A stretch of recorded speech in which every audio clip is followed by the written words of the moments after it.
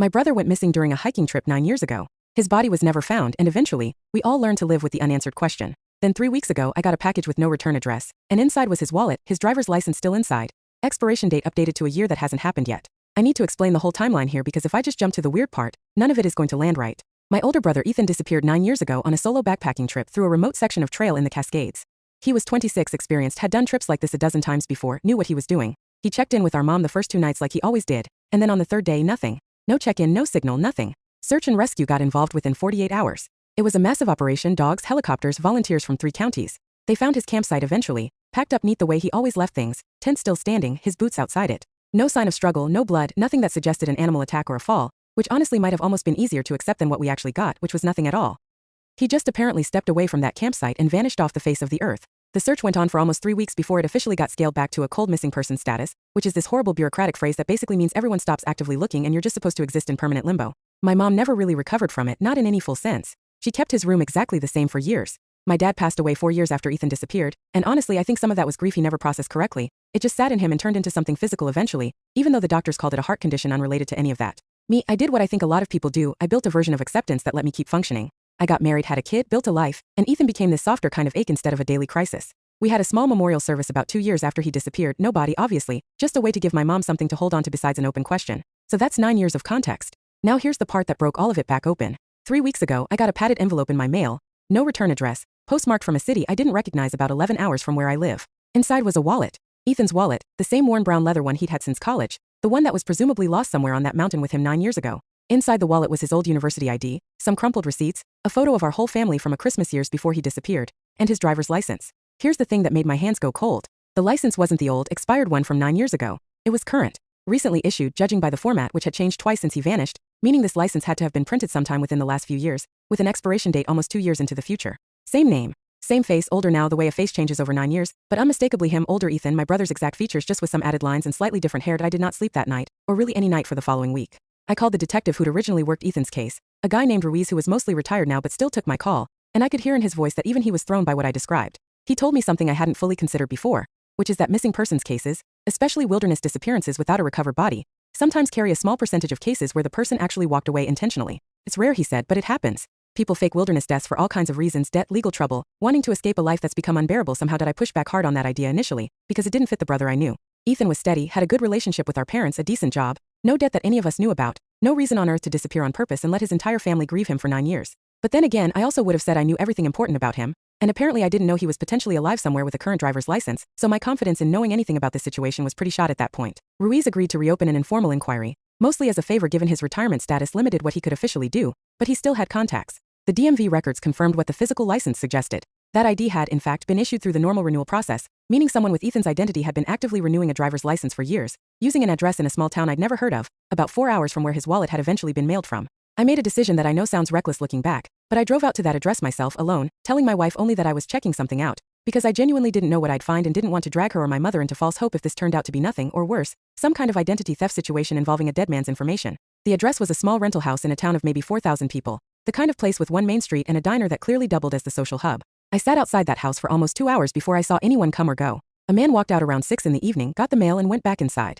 Older than the Ethan in my memory, obviously 9 years older, some gray starting at the temples, but the walk was the same. Ethan always walked with this particular forward lean, something our dad used to tease him about, and this man had the exact same lean. I sat in my car for another 20 minutes trying to figure out what to even do, and eventually just walked up and knocked, heart absolutely pounding. He opened the door and the second he saw my face, his own face just completely fell apart, every bit of color draining out of it. "Danny," he said. My actual name, the one only family calls me. "How did you find me?" I'm not going to pretend that conversation was calm or organized. I think I actually shoved him at one point, which is not something I'm proud of. 9 years of grief and confusion just erupting all at once in someone's doorway. But eventually he let me in, sat me down and told me the whole thing. 9 years ago on that trip, Ethan hadn't gotten lost or hurt. He'd made a deliberate choice on that mountain alone to just not come back. His explanation took almost an hour, and it wasn't the simple, wanted a fresh start story I might have expected. About 6 months before that trip, Ethan had been the one driving during a car accident that killed his best friend since childhood, a guy named Marcus. It had been genuinely, legally, an accident, no charges filed, a deer running into the road at night, nothing Ethan could reasonably have avoided according to the investigation at the time, but he never told any of us. He carried that alone, apparently convinced that if he told our family or Marcus's family, who he stayed distantly connected to, that it would destroy something in all of those relationships permanently, that he'd become the guy who killed Marcus in everyone's eyes forever regardless of the accident finding. He said the guilt built into something he couldn't manage: panic attacks, insomnia, a complete inability to function normally while everyone around him just saw a slightly quieter version of the same guy. The hiking trip, he told me, honestly hadn't started as a plan to disappear. He said he genuinely intended to hike, to think, maybe find some kind of clarity. But somewhere on day 3, alone on that mountain with nobody expecting a check-in for another day, something in him just broke differently than he expected, and the idea of simply not going back, of letting Ethan Holloway effectively cease to exist and starting completely over as someone new, felt less like an option and more like the only bearable path forward. He'd hiked out a completely different direction than his planned route, hitchhiked, eventually made his way to a different state entirely, and built a new identity using resources he'd apparently researched extensively before the trip without fully admitting to himself what he was preparing to do. New name legally established through channels he was vague about, new social security situation he also didn't fully explain, and eventually, once enough time passed, he transitioned back into using variations of his real name for practical purposes like driving, gambling that nobody would ever specifically be searching DMV records under his actual identity 9 years after a presumed wilderness death. I asked him the question that mattered most to me. Why the package? Why now, after 9 years of silence, choosing to send our mother's grieving family concrete proof he was alive? He told me he'd been diagnosed with early-stage cancer 4 months earlier. Treatable, his doctors were optimistic, but it had apparently cracked something open in him, some confrontation with mortality that made the weight of what he'd done to our family finally feel unbearable in a completely new way. He said he'd started writing letters to send us, dozens of drafts over those 4 months, and kept deciding they weren't enough, felt too cowardly to just be words on paper after 9 years of silence. Eventually he decided the wallet, the physical proof, undeniable and impossible to write off as some kind of scam or mistaken identity, was the only way he could think to actually make us believe it and start whatever came next.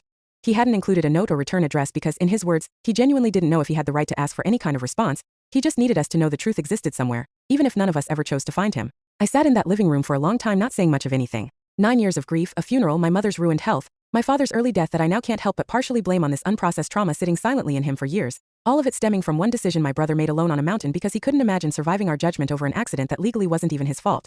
I didn't tell my mother right away. I needed time to figure out how to even approach something like this, whether telling her would be a gift or another kind of devastation entirely, learning her son had been alive this whole time, choosing silence over her 9 years of unresolved grief. I went back to see Ethan twice more over the following 2 weeks, mostly just talking, trying to understand, occasionally getting angry all over again in waves that would hit me randomly.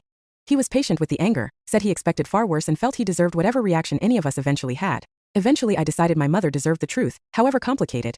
More than she deserved continued protection from it. I told her sitting at her kitchen table, the same table Ethan used to do his homework at as a kid, and I watched her go through what felt like every possible emotion within about 10 minutes, shock, disbelief, fury, and finally, underneath all of it, this quiet, overwhelming relief that her son wasn't actually lying dead on some mountainside all these years. She wanted to see him immediately.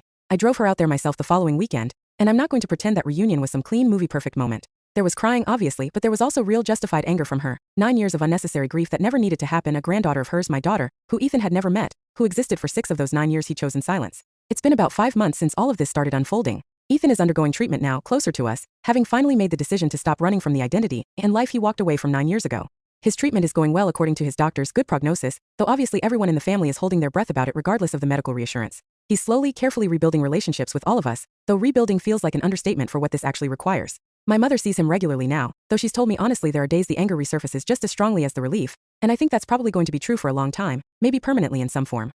He's met my daughter twice now, careful, slow introductions, since explaining to a young kid why there's suddenly an uncle she's never heard of is its own complicated conversation we're still figuring out how to have honestly. He reached out to Marcus's family too, finally, after 9 years of silence about the accident that started this entire chain of decisions. That conversation, from what he's told me, was its own difficult, necessary reckoning, Marcus's parents having their own complicated mixture of emotions, learning the friend who'd been in the car with their son had been alive this whole time, grieving in isolation rather than allowing anyone the chance to grieve alongside him, or offer any kind of forgiveness. He never gave them the opportunity to extend. I think about that mountain a lot now, actually. 9 years of search and rescue teams, volunteers, my family walking those trails ourselves during the search, all of us convinced we were looking for a body somewhere in that wilderness, when the truth was so much stranger and, in its own way, sadder than simply losing him to an accident would have been. I don't fully know how to feel about my brother some days. Grateful he's alive. Angry about 9 stolen years of grief that never needed to exist. Sad for whatever broke in him that made disappearing feel like the only survivable option, after an accident that genuinely wasn't his fault. All of those feelings exist in me simultaneously now, most days, and I've mostly stopped trying to resolve them into something simpler. If your family member walked away from an accident that wasn't legally their fault, choosing to fake their own disappearance rather than face what they assumed would be permanent judgment, would you have been able to eventually forgive 9 years of unnecessary grief once you understood the guilt that drove the decision, or does the deception itself feel unforgivable regardless of the pain that caused it? Let me know what you honestly think in the comments below.